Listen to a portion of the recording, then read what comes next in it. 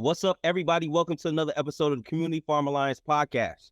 I'm your host for the Blackberry Series. My name is Von Barnes, and I have with me today Edward Hickerson out of Henderson County of Hickerson, Veggies, and Flowers. Edward, how did the farm get started? Well, man, the farm got started from just a hope and a dream, man. I was actually living out in Seattle, Washington, was doing a few jobs there, but, I kind of got tired and said, you know what, I'm gonna move back home and do something there. And so I moved home. I started in my backyard, just learning the basics, and then it just evolved to just this big situation. I'm just humbled and blessed to be able to tap into these resources that God has given us, down here on earth. And, I'm lucky to be in this position, man. We definitely just started from nothing and then built something, man. So what year was it that you left Seattle?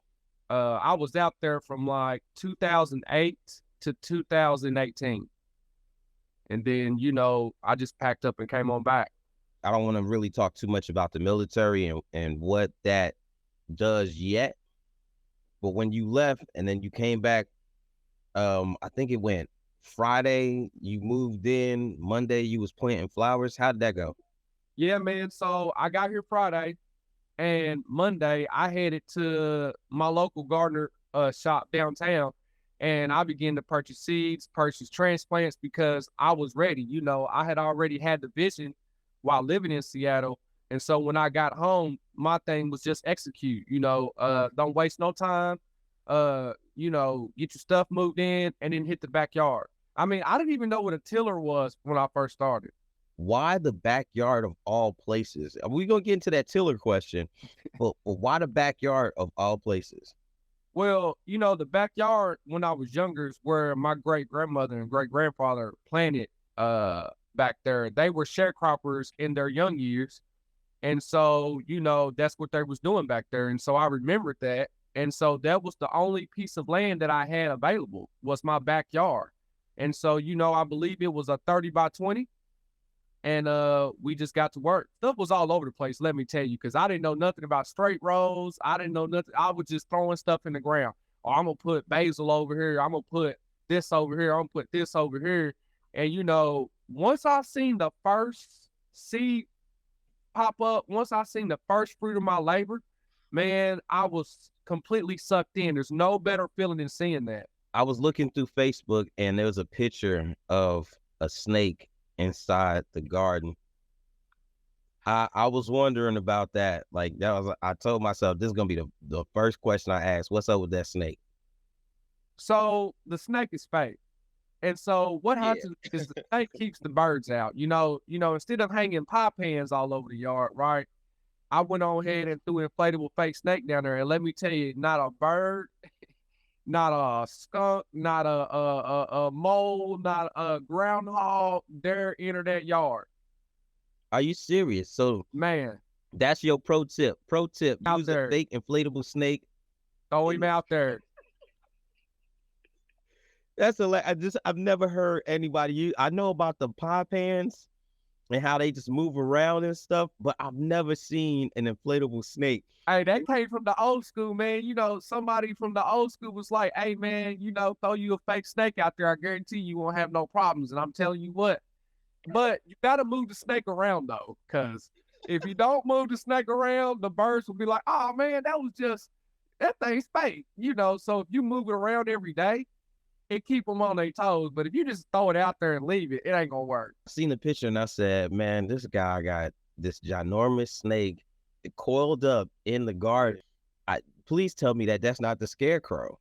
So to know but that is the scarecrow,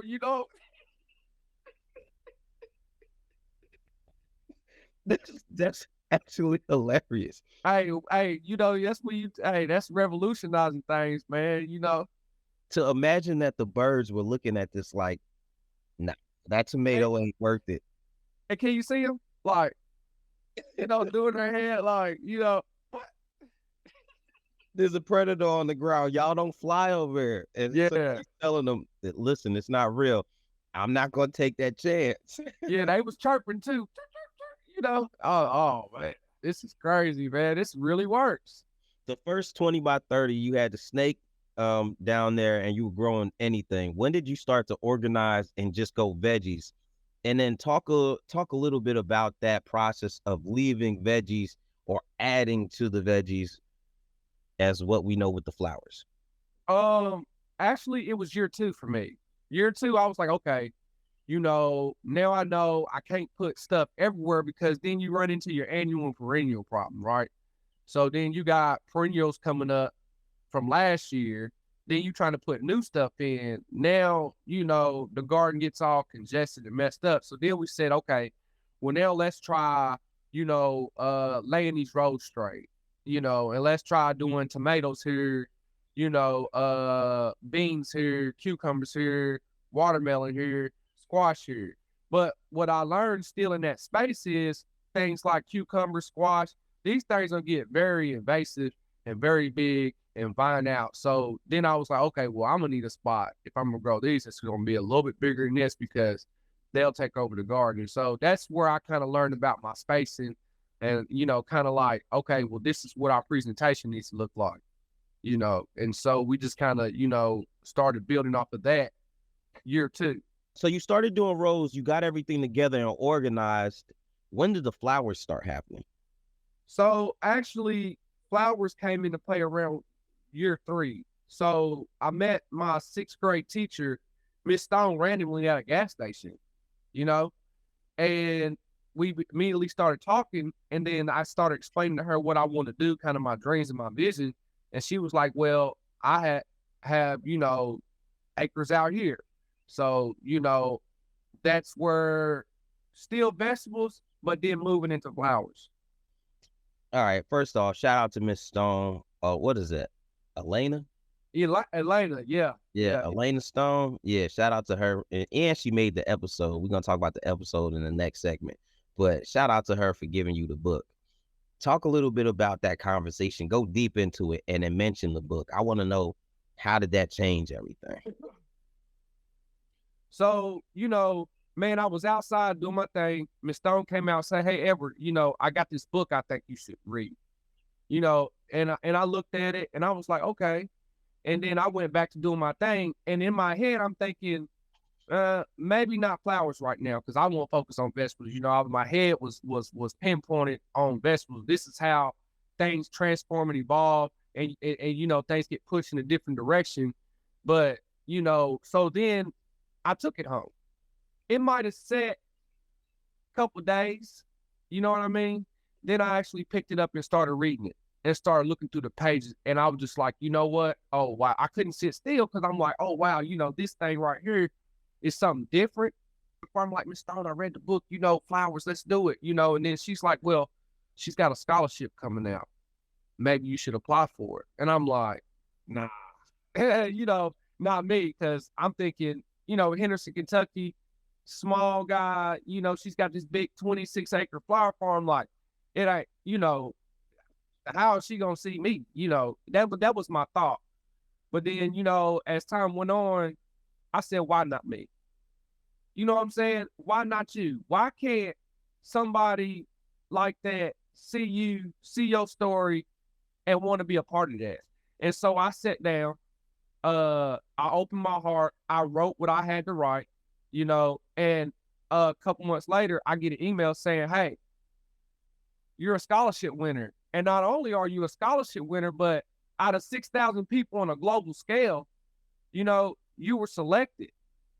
So there was only 16 scholarships. They extended to 23.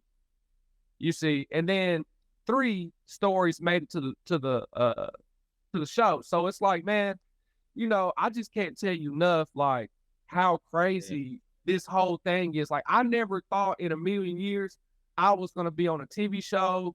My story's gonna get out there. But man, it's been blood, sweat, and tears. It's been failures. It's been mistakes. It's been people saying no. People laughing, people saying it's never going to happen. You're not 4th generation, you're 1st generation. The opportunity's just not there. And I just said, well, you know what? If the opportunity's not there, then we got to create one. That's the only way the opportunity presents itself.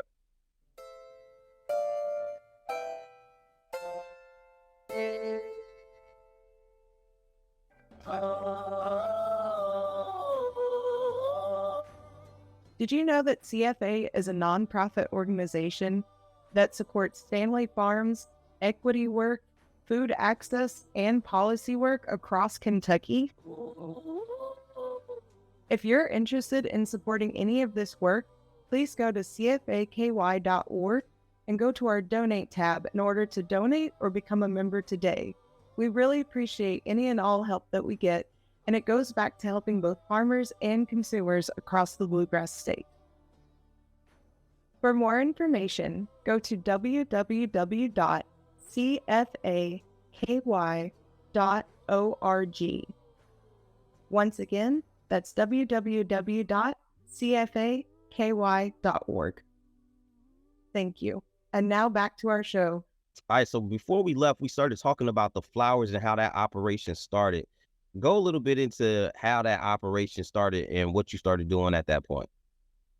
So, after I got the book, after I kind of gathered the game plan from the book on what I was going to do, I immediately wasn't quite that well, yeah, it was that year. So that particular year, we went on ahead and we focused on sunflowers, we focused on zinnias, and then we started kind of coming up with our focus, like, what do we want to see be bred to make new varieties? What does the color look like in person versus the book? I started kind of jot down all these similarities and variables so that I can just kind of start getting my plan together for the next year, because we want to start moving more into collecting our seeds and then building from there. The plan, or at least the way that the plan seems like it is add more colors to the different plants that you select. Yeah, so when you breed flowers, you can not only help improve the color, but you can also help improve overall growth of the flower. Meaning, the head might be a medium-sized head, but if you breed that with something that's a little bit bigger, then you may get a bigger flower. And then also, man, we grow these flowers for floral arrangements as well. I really enjoy doing that. Took me a while. Miss Stone kind of had to take me under her wing and show me how this thing is done. But once I kind of started making my own floral arrangements, I was like, man, I'm going to take this and run with it, because it's amazing, it's fun, it's art, and I just have a blast doing it. The thing that caught my attention was the fact that you mixed the hip hop with the flowers. What is that? What is that like? Talk about that chemistry, because it's something that I understand, but hearing other people articulate it and trying to explain that to society, that's different, man. So tell us about it. Well, I mean, that's my vibe. That's what I listen to when I got my headphones on. I'm out there working. That's what motivates me while I'm doing my job, man. Because this job, when you're laying seed, it's just a one-man operation. That job can get very mundane because it's a over and over and over again process. So if I got Nip Hustle in my ear and he's talking about motivation, hard work, sacrifice, all these different things, it just, it's a mind driving thing. It's just like, okay, man, well, you got to get these next 100 seeds to grow. Let's go. You know what I'm saying? I might be listening to Jeezy Snowfall, and it just get me pumped up, man. It's just like, but that's my music, and it's just like, that's what. So it's like, I know when you look at the video and you hear my music, you got to understand that that's my mindset, and that's just how it is, and I ain't changing it neither. I'm going to keep coming with it, I think one of the things that's so cool about it is like you said, you was able to articulate it so well. The words that the artist is saying, he's talking about motivation, it's talking about going hard, it's talking about doing things that when you out there by yourself, it's you and the music's driving you and it's just making you, man, like I said, I fell for it. I was like, man, this is it. I found somebody else on Instagram, just like me, posting cool music, listening to like hip hop and just hip hop stuff and motivational things, but then at the same time is doing something that completely shakes the world up and shakes everybody up. And nobody believes that you got it, but it's just you out there, and then that's just it, man. That's dope. And that's like the beauty of it, brother. That's the beauty of it, man. And it's one thing if you got a staff that goes out, but man, like when you're numero uno, And you got to execute this plan, man. It gets crazy. It gets crazy. That sun get on you, these chiggers get to biting you. Oh my goodness. I was wondering when we first said a 30 by 20, that was your first spot, and then you had to move. What did you move to? Well, at that moment, Miss Stoney said, well, I've got some acreage out here. You can come out here and start, and we'll just see how it goes from there. And so we went from a 30 by 20 to a 60 by 60. And then in that same year, we added another 60 by 60 and then added another 60 by 60. So you had all three of these, I was able to fill the space of all three of these. Flowers at the top, watermelons in the middle, pumpkins at the bottom. And then that plan changes each year.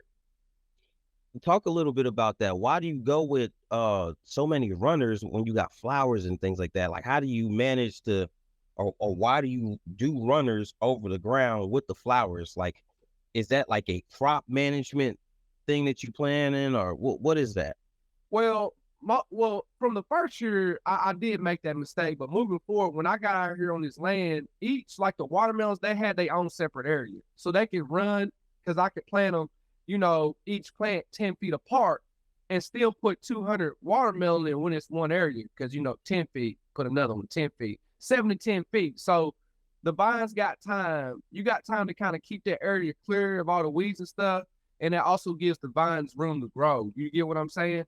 And so, but it's just trial and error. I was like, well, we got to find a vegetable that works, that sells, that goes, that you can move. And so watermelon was one, and then pumpkins. And so pumpkins will move, that I know, but watermelons, not so much. And so won't be doing those anymore. That's interesting. So many people like watermelon in the summertime, but for a crop that you want to grow, you say that it doesn't sell. What flowers do you like that sell a lot?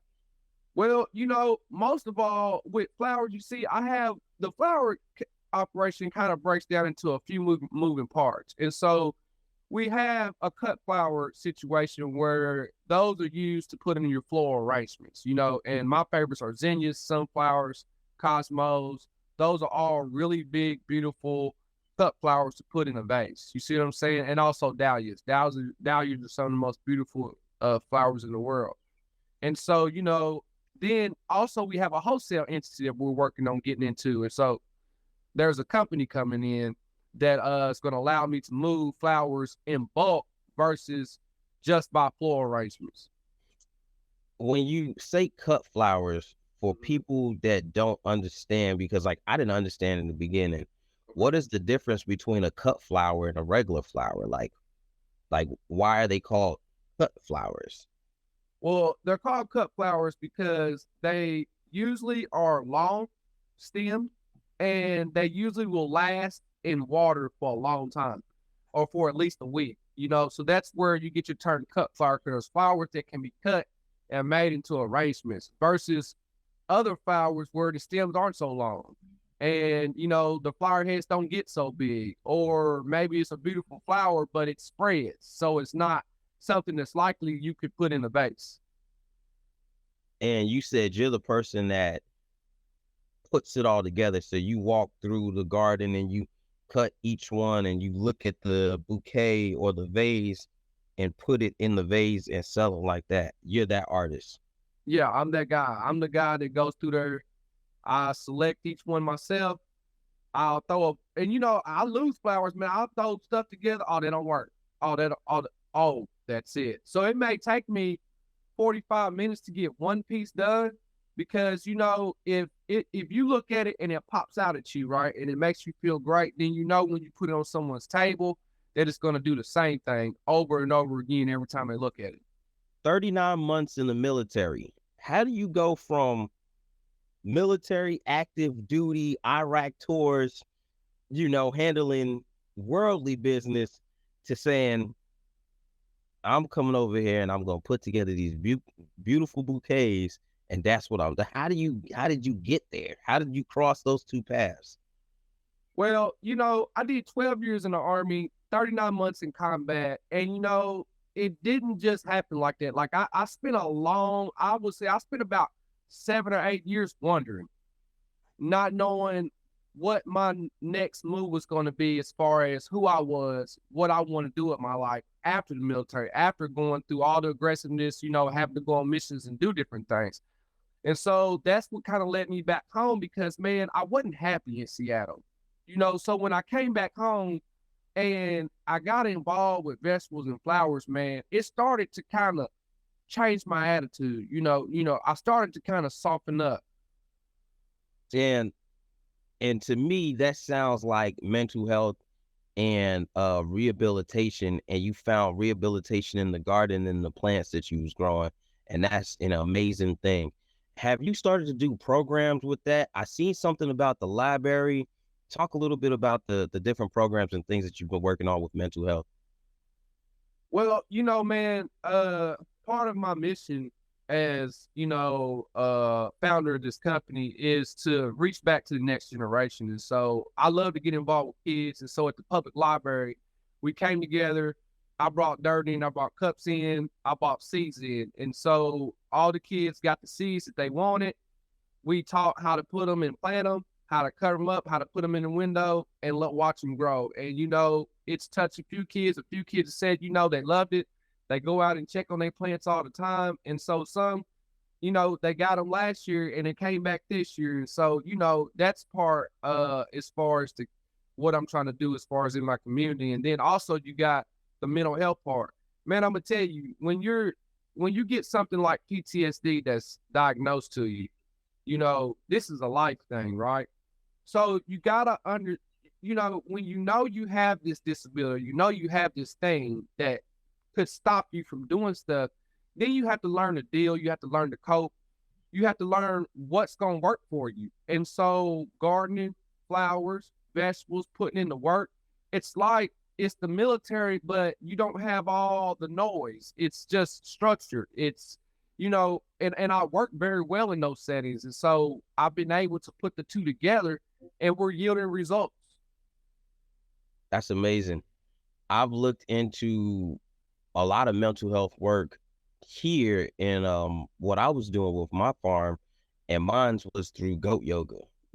Having the animals, having the animals and doing yoga and just having the animals around because animals make people smile. And I feel like just even in that moment of serenity with the animal and caring for it, you need that break away from what is trauma. Whereas like for you, being in a field by yourself, being quiet and that peacefulness, I think that's something that's really important that people need to like figure out a way and make sure we could all cherish that. It's a tap in, man. It's a game changer. It's just and you never think something like that is going to change your whole life, change the way you look at things, but it does. And I think that's because it all comes from God, man. Nature, since I've been able to get into this, is one of the most crazy things in the world to see how all these things come together to make different stuff happen.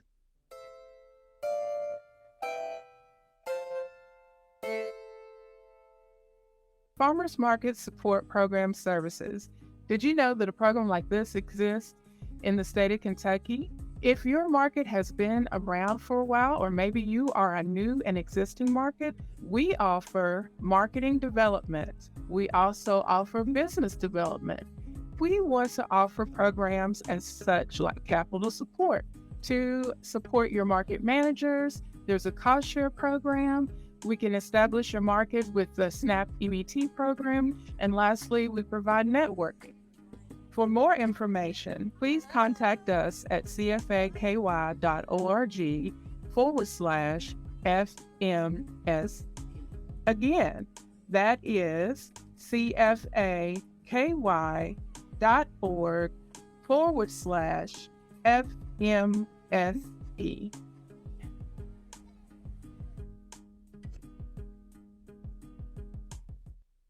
What is one thing that separates you from any of the other cut flower growers out there? What is one thing that separates you from any of the other growers out there? Well, man, one of my favorite music artists, his name is Nipsey Hussle, R.I.P. Nip. I'm just gonna tell you right now, he said in one of his songs, you know, he said the only thing that separates me from anybody else that made it or didn't make it is the fact that I didn't quit.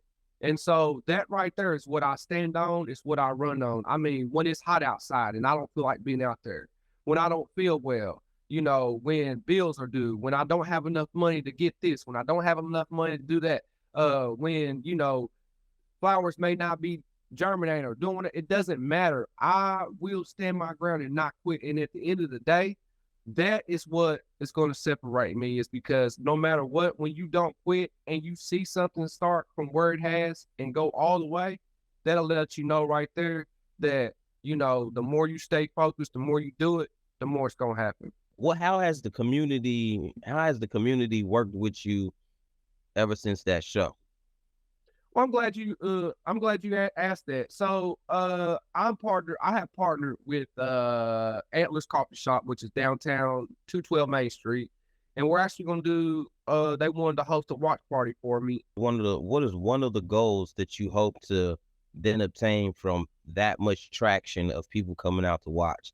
Do you want them following on Instagram? Do you want them to follow on the farmers market? What are some of the things that you want them to do?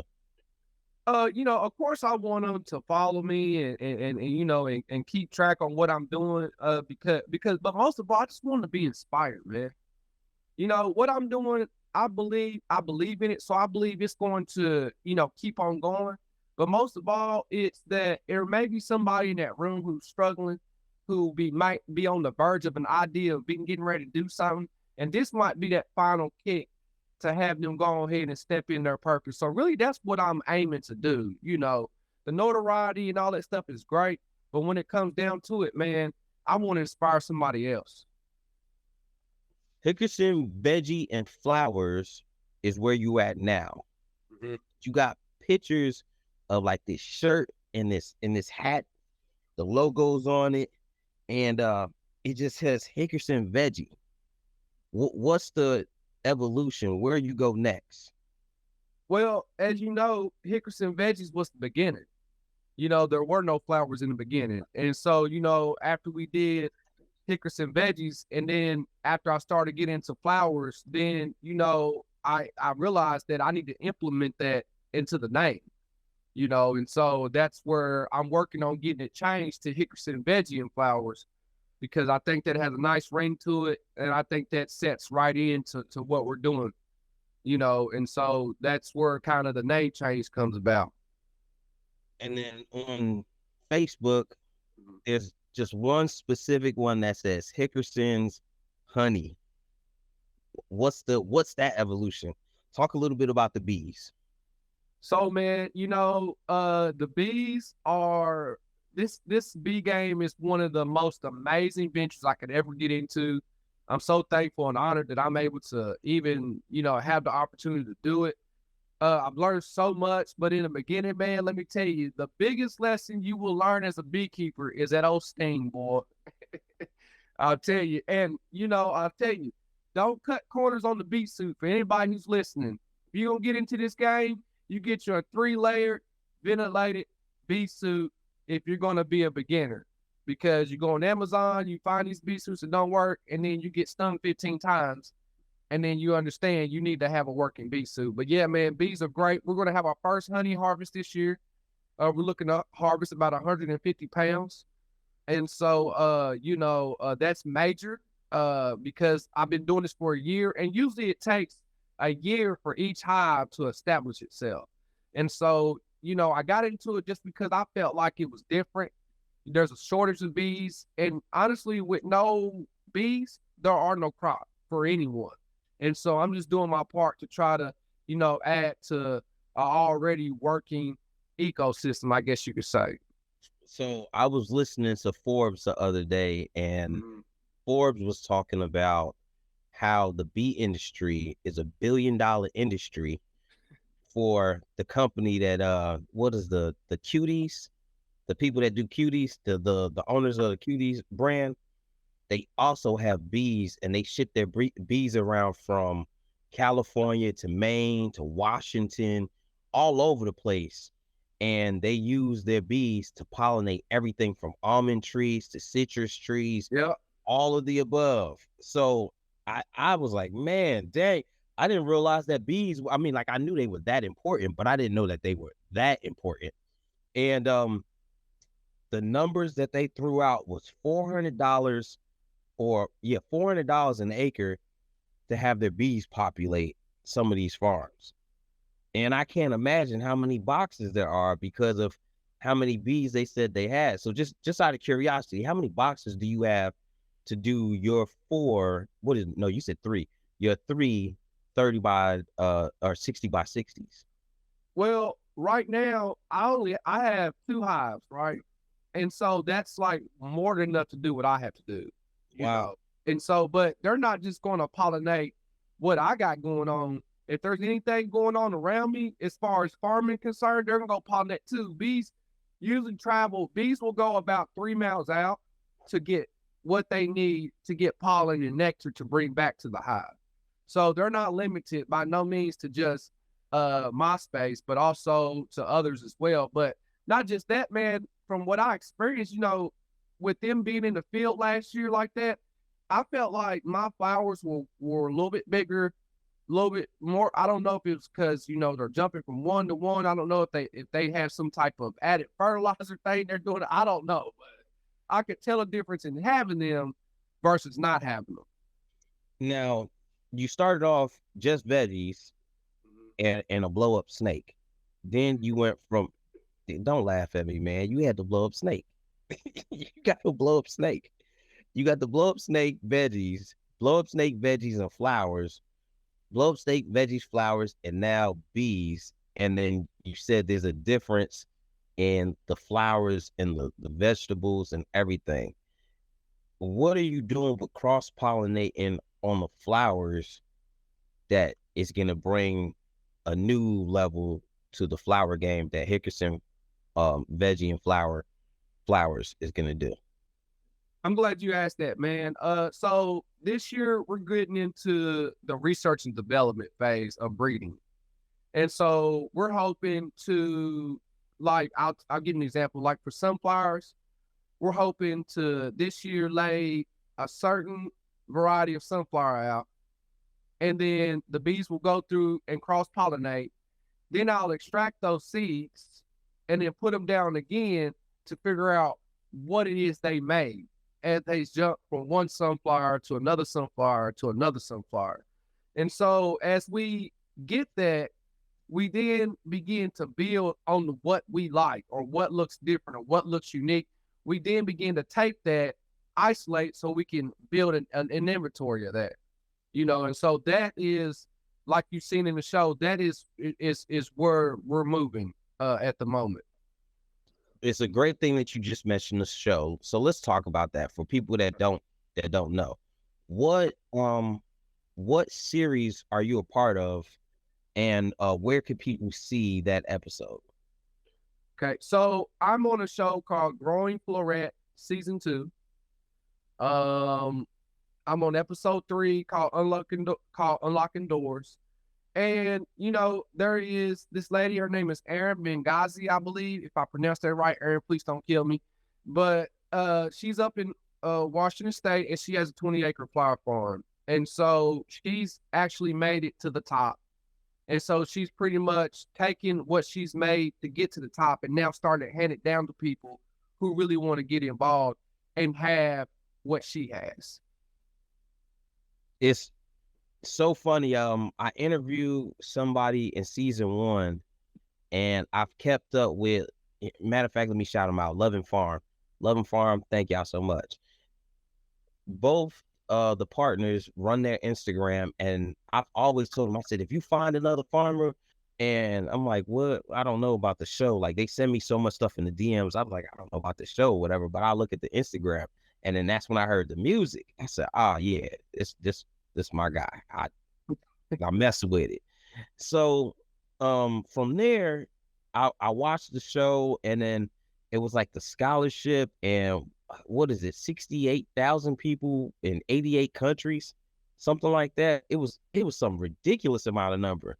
But what's the scholarship for, and then what do you plan to do? So, just want to say big thank you to the Aaron and the Florida team out at Florida Farm for giving me that opportunity and giving me the chance to shine like they did. I'll forever be grateful. Just wanted to throw that out there. And so the scholarship was, I believe it was like 64 to 6,800 people applied to the scholarship, because what she does is she gives an opportunity. She gives, I think it's 16 each year to 16 people who don't necessarily have to pay for the course, because I believe her course is it's kind of, I think it's about $3,500. And so the scholarship is so that people who didn't have the $3,500 could take it for free. And so, man, when I took this workshop after I won a scholarship, it really changed the game. But yeah, it was 6,800 people, I believe, applied globally. So that means people from all over the world applied.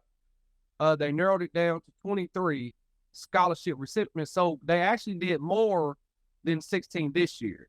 They did 23. And so 3 of us actually got to be on her show. Got it. And and you can get it, my bad. And you can get it on HBO Max, Discovery Plus, Magnolia Network, and Prime. Got it. So that's where you could go and watch that episode and see the excerpts of Edward Hickerson on growing floret. Back to blackberries. I gotta ask this question because everybody knows that this is that time of the show. This is the Blackberry series. Edward, tell me, what berry best represents Hickerson, veggie, and flower? Oh, that's a good one. And so, even though we don't have berries yet, but if we were going to go berries, we're going blueberries. Blueberries would probably be our front runner, only because it's healthy. You can pretty much add blueberries in anything. And I think they're a pretty good seller too, if you can raise them and grow them in bulk. So, why not? Got it. So blueberries. Now, before we wrap up the podcast episode, are there any things that you would want to say to an up-and-coming farmer of color that's getting into the industry? What would you say to them? Absolutely, man. I would like to say that, don't worry about the money. Don't get focused on negativity. Don't worry about what people have to say. If you got a dream, you want to be a farmer, that's what you want to do, then you take hold of that and you run with it. If you got to get you one grow box, one what do you call them, flower bed, and start there, then that's what you do. And then you build 2, then you build 3. And when you're passionate, it'll all shine through. And my last but not least, if you don't love it, don't attempt it. Only get involved in the things that you love, and don't quit. Always push forward, and always know that if you push forward and manifest it, it will come. And that's what I would like to tell them. Keep your head up and let's make it happen. And with that, we done. As I always say, real change comes from the ground up. Until next time, peace. Peace.